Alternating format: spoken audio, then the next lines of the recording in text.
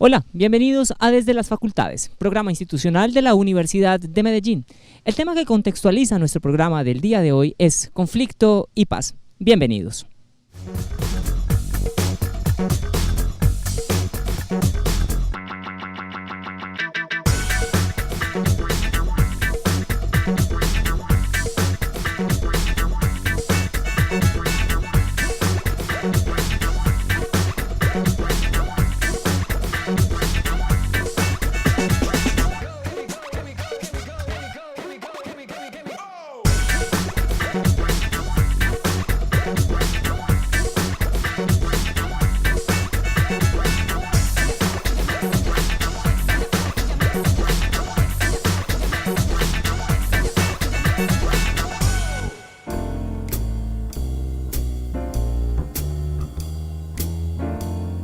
Para hablarnos del tema nos acompaña el jefe del Departamento de Ciencias Sociales y Humanas de la Universidad de Medellín, el doctor John Fernando Restrepo Tamayo. Doctor, buenos días, ¿cómo está? Jorge, buenos días, ¿cómo está? Muchas gracias por atender la invitación. Iniciamos hablando sobre conflicto y paz, pero definamos, ¿qué es conflicto? ¿Qué es paz? Bueno, precisamente eso corresponde a uno de los debates más interesantes que ha tenido el departamento, porque el gran objetivo cuando hablamos de conflicto y paz es demostrar que el concepto de conflicto va mucho más allá que la simple confrontación bélica que ha vivido el país a lo largo de los últimos 60 años. Y con la última jornada electoral que tanto se habló de paz, pues la idea es mostrar la paz mucho más allá de un proceso de negociación que adelanta el gobierno del presidente con el secretariado de las FARC o lo que se empieza ahora con el Comando Central del ELN. Pero para responder la pregunta diríamos, por conflicto en su sentido más amplio y genérico lo denominamos como una confrontación de intereses. Sí. Cuando hay un choque de intereses entre el sujeto A y el sujeto B, se presenta un conflicto. Que no necesariamente tiene que ser una guerra. Que no necesariamente tiene que ser una guerra. Por eso nosotros hablamos del conflicto a partir de tres manifestaciones de violencia. Una violencia directa, que es precisamente la confrontación bélica entre un grupo insurgente, un grupo terrorista, un grupo alzado en armas contra la institucionalidad, pero hay además otros dos tipos de violencia que el departamento ha querido reforzar con su programa en la maestría de conflicto y paz, y es precisamente la violencia simbólica y la violencia institucional, que pasan de agache muchas veces, pero que en la opinión pública y en la academia ocupan un puesto muy importante. Bueno, y la paz entonces podemos entenderlo como un estado de... Bueno, diríamos, la paz sería un fin, digamos, la paz es desde el punto de vista constitucional, la paz es un valor, desde el punto de vista axiológico, la paz significa, digamos, el culmen de una organización social. Hasta hace pocos meses, y usted me lo mencionaba al inicio, los candidatos, los precandidatos en ese entonces a la presidencia de la República planteaban sus opiniones y sus sugerencias sobre la paz. ¿Hacia dónde apunta la paz de nuestro país? Bueno, yo creo que hay dos direcciones muy importantes y lo señalabas muy bien con la pregunta. Una cosa es el discurso de paz de candidatos y de sujetos políticos en campaña.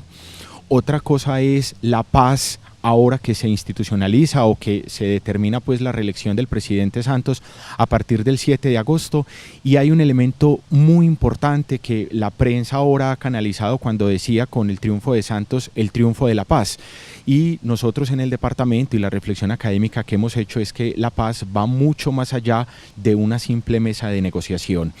Efectivamente tiene mucha representación simbólica que los mandos militares de las FARC estén en un proceso de negociación y eventualmente, es lo que esperaríamos todos los colombianos, firmen un acuerdo que dé la transición del levantamiento armado hacia la civilidad política, con las diferentes representaciones que pueda significar y que el pueblo en un referendo tolere, pero yo creo que la paz también está atravesada por unas condiciones de justicia social, la paz también está atravesada por la igualdad material, por oportunidades para el campo, por oportunidades en el sector educativo, por una reforma al sistema de salud, es decir, que deje de mercantilizar servicios y vuelva otra vez dentro de la idea de Estado social de derecho a la lógica de derechos fundamentales. Eso nos hace concluir a nosotros que la paz va mucho más allá de un simple acto simbólico, que ese acto simbólico es muy importante en términos institucionales y frente a la comunidad internacional, frente a las mismas dinámicas de guerra que hemos tenido en los últimos 40 años, pero la paz hay que entenderla en un sentido mucho más amplio y que incluye actores mucho más allá de los simplemente actores armados que fácilmente la gente asocia como ejército, Ministerio de Defensa y grupos beligerantes. Hagamos en este momento un pequeño comparativo con países que hayan implementado un proceso de paz. Yo me imagino que Brasil también tuvo algo parecido, o no sé qué otro país en el mundo. ¿Sería lo mismo para Colombia o Colombia tiene, digamos, cierto tipo de características que lo hacen diferente a ellos? Bueno, esa es una pregunta muy interesante porque este proceso de negociación se define en términos de teoría política como justicia transicional.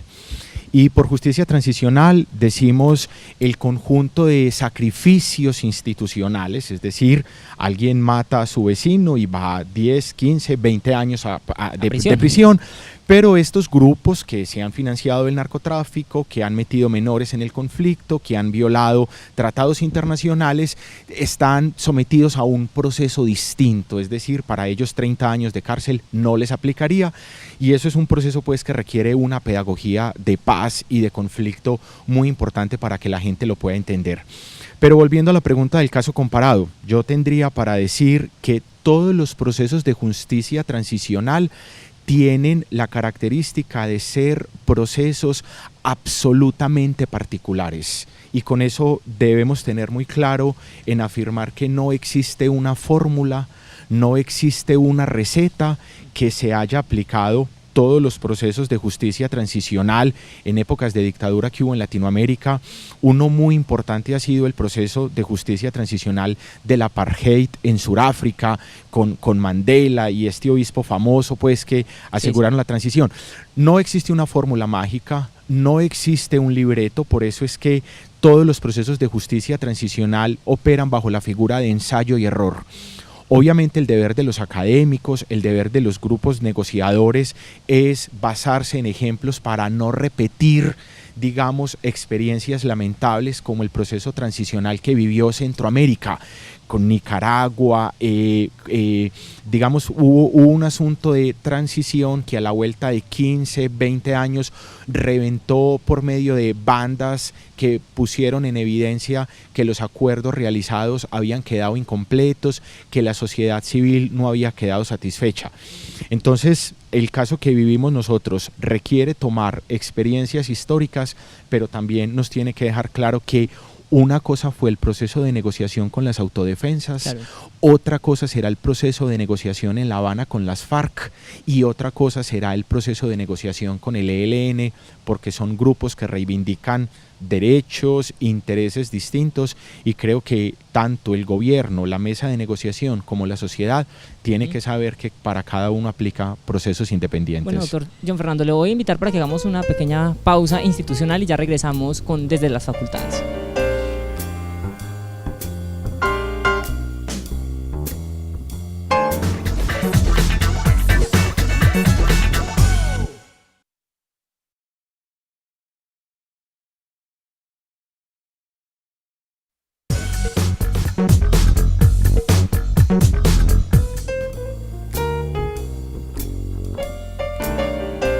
Regresamos a Desde las Facultades. Recuerden que ustedes pueden visitarnos en Facebook como Corporación Universidad de Medellín.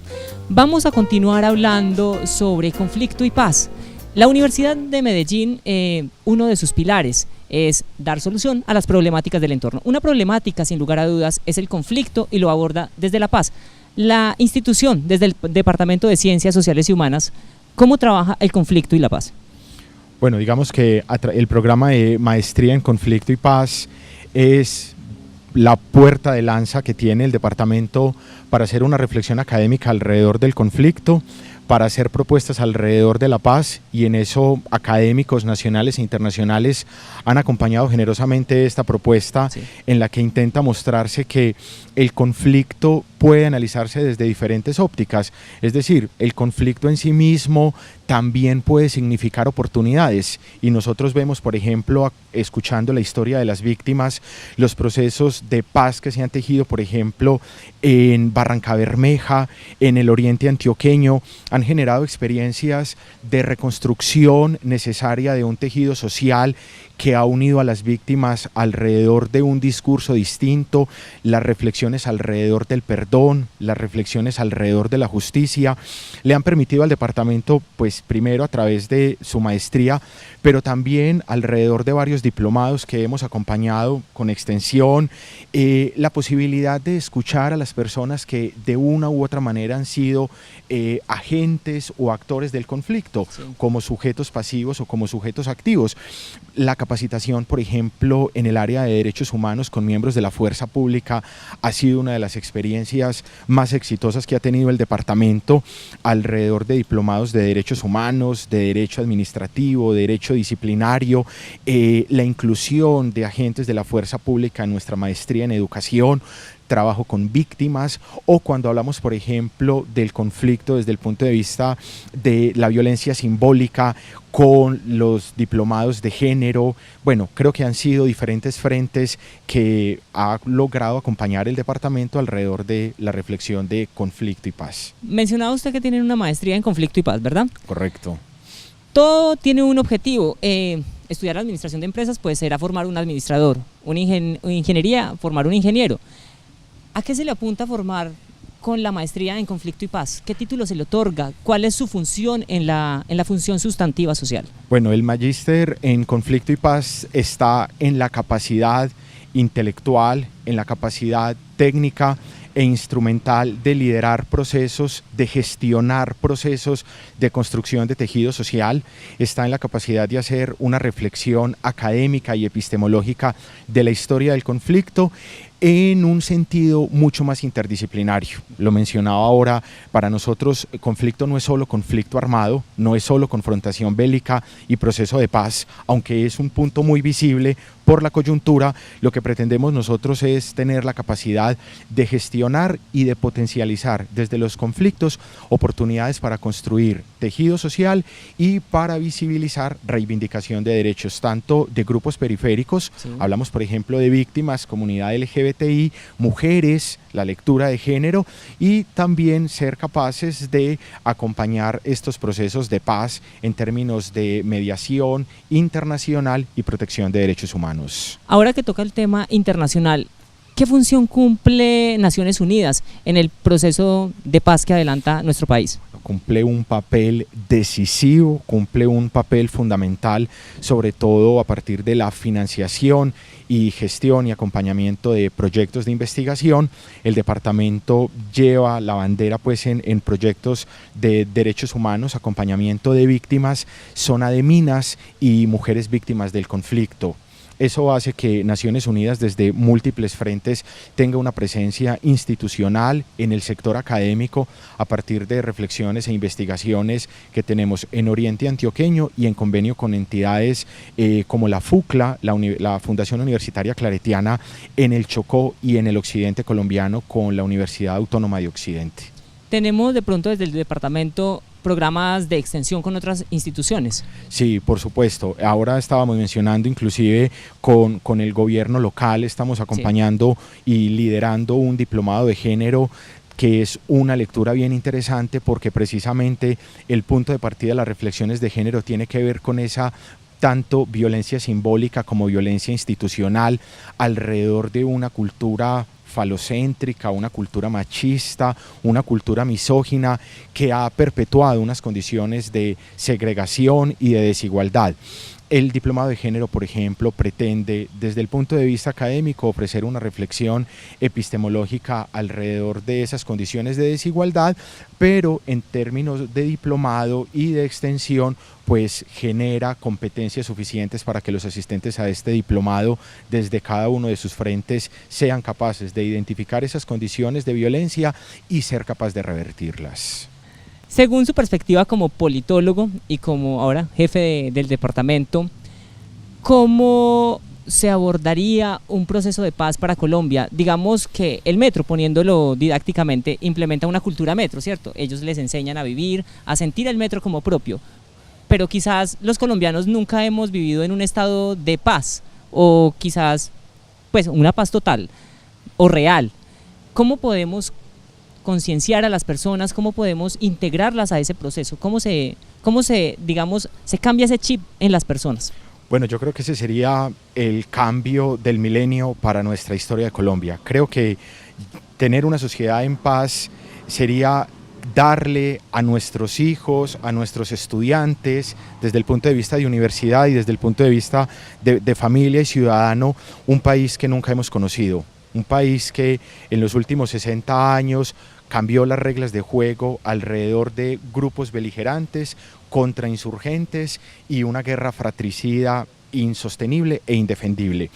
Yo creo que el cambio de chip obedece precisamente a la reflexión que desde el punto de vista académico ofrecemos nosotros para decir que Colombia merece tener un nuevo relato, Colombia merece tener una nueva identidad, y esa identidad precisamente, ahora que me preguntabas por la inversión de Naciones Unidas en el caso colombiano, cuando nosotros acompañamos un proceso de investigación sobre minas o sobre víctimas, yo creo que precisamente los procesos de paz tendrían que llevar de una manera veraz, que involucre a los actores del conflicto a no seguir incluyendo menores en zonas minadas, la posibilidad de reducir el narcotráfico, creo que es otro de los puntos de la agenda fundamentales, al igual que la reforma agraria. ¿Cómo intervenimos como academia, como departamento y como ciudadanos en una cultura de paz? Primero, convenciéndonos de que la paz es posible.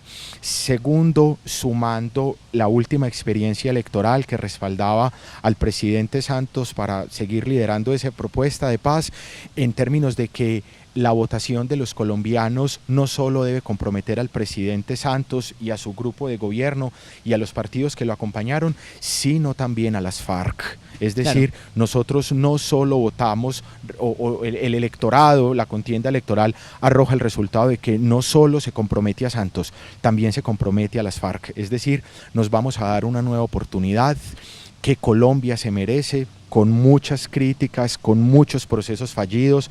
Teníamos en esta contienda electoral dos lecturas, una paz que no se entregara a la institucionalidad, una paz con justicia, pero yo creo que la justicia transicional acepta, legitima y justifica ciertos sacrificios institucionales que desde el punto de vista de una sociedad sin levantamientos armados, una sociedad sin estaciones de policía acorraladas militarmente, una sociedad donde la población no tenga miedo de movilizarse porque pueda ser víctima de un secuestro, una sociedad que siga teniendo agentes jalonando hacia el lado del progreso, del trabajo, del crecimiento económico, creo que sería una sociedad distinta y la academia está comprometida con eso. Vamos a hacer un zoom a este tema y los invitamos para que veamos la siguiente nota. Hola, hoy conoceremos a Norely Soto, una investigadora del Departamento de Ciencias Sociales y Humanas, quien a través de un proyecto vinculado a Colciencias le apuesta a la paz.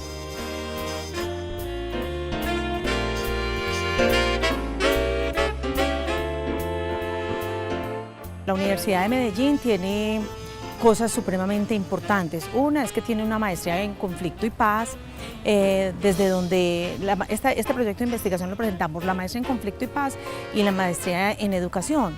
Ambos hemos ido constituyendo una cosa que yo creo que no tiene el país, es trabajar la vulnerabilidad de la población, pero de una manera distinta a la como se ha trabajado la vulnerabilidad, desde las situaciones de violencia, en este caso por minas antipersonal y otros artefactos explosivos, y con un enfoque diferencial que en este caso nos dedicamos es a las mujeres.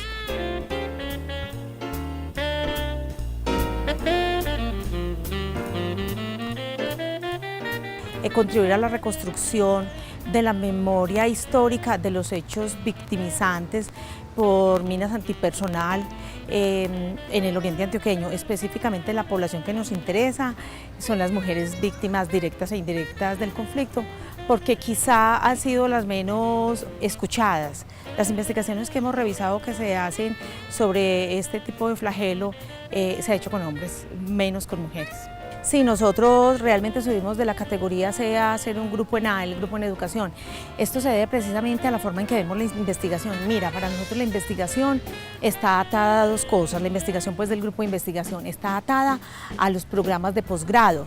Nosotros las líneas que manejamos en los grupos de investigación responden específicamente a las líneas de investigación en las cuales se presentan los estudiantes de maestría. A ver, este proyecto y otras acciones que tenemos en torno más bien a la paz que al conflicto, porque nosotros trabajamos es la paz, vincula sobre todo dos grupos de investigación. Uno que se llama Conflicto y Paz y uno que se llama Grupo de Investigación en Educación. Es supremamente importante, sabemos que Colombia ha vivido los últimos 50 años en procesos importantes de conflicto. También sabemos que a su vez ha hecho una cantidad de acciones de paz que queremos caracterizar precisamente en el proyecto, como las mujeres en el solo maternaje hacemos trabajo importante por la paz. Y queremos fuertemente entonces ahora que la Universidad de Medellín, con todo el bagaje que tiene, con la maestría, con un programa que tenemos también en Derecho, que trabaja también sobre minas antipersonal, y el departamento, entonces hacer propuestas, por ejemplo, ahora bien interesantes de educación y posconflicto.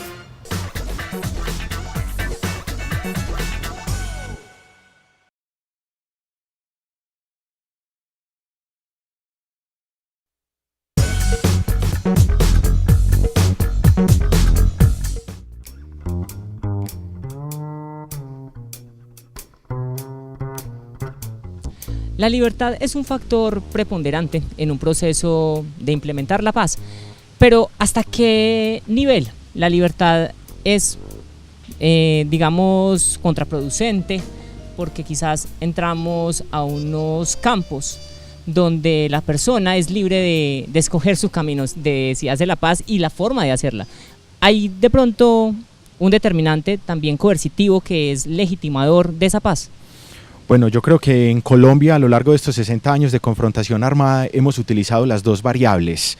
Una variable de represión militar, aguda, contundente, frontal, y una variable de procesos de negociación.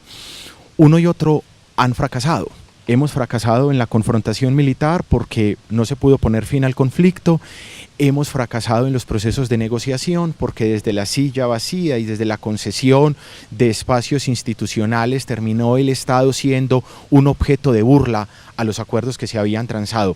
Pero yo creo que desde el punto de vista histórico, desde el punto de vista institucional, el Estado es la primera institución que tiene que apostarle a una salida negociada.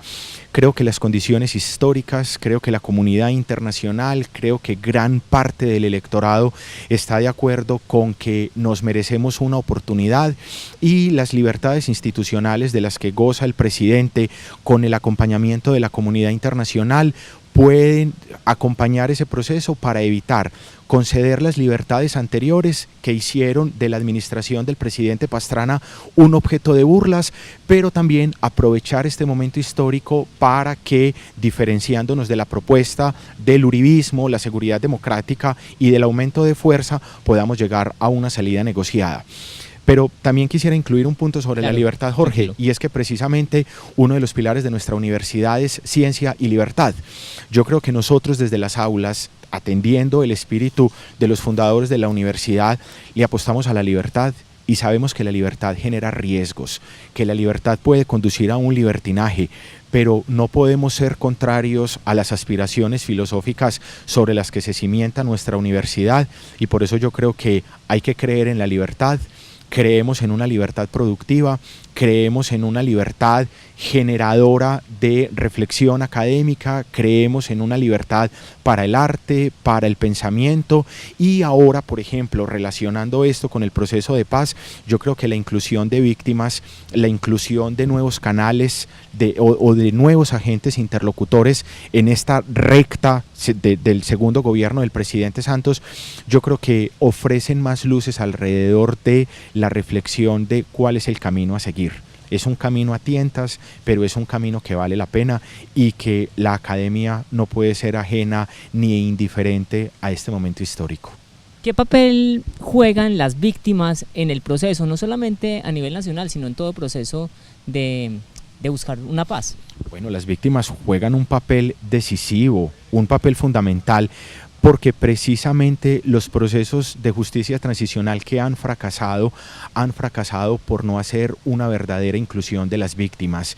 Generalmente los procesos de justicia transicional suelen reducirse a dos agentes, los agentes estatales y los perpetradores del conflicto, los victimarios, ¿cierto? Ellos son los que tienen el poder, ellos son los que tienen las armas, ellos fueron los que pusieron en jaque la institucionalidad.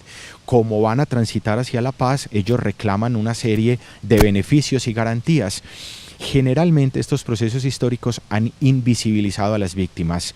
Yo creo que Colombia en ese sentido, aunque se queda corta, porque las víctimas merecerían un mayor espacio, han logrado ganar, y en eso quisiera reivindicar el esfuerzo de memoria histórica, en eso quisiera reivindicar a las ONGs que han estado del lado de las víctimas y que han contado desde el punto de vista de las víctimas un conflicto distinto a la versión institucional. Porque desde el punto de vista de los agentes directos del conflicto, las víctimas terminan siendo un efecto colateral. Y no puede ser así. Tenemos que pensar en que la inversión económica, lo que cuesta un proceso de negociación, no solo debe dirigirse hacia la inclusión de los agentes armados en la civilidad, sino en la reparación de las víctimas. Y quisiera aprovechar esta oportunidad para decir que reparación de las víctimas no se puede pensar que se reduce exclusivamente a lo económico. Las víctimas, y creo que en esto han sido acompañados para señalar que hay un punto muy importante para las víctimas, y es decir, ¿dónde están los hijos que murieron en combate?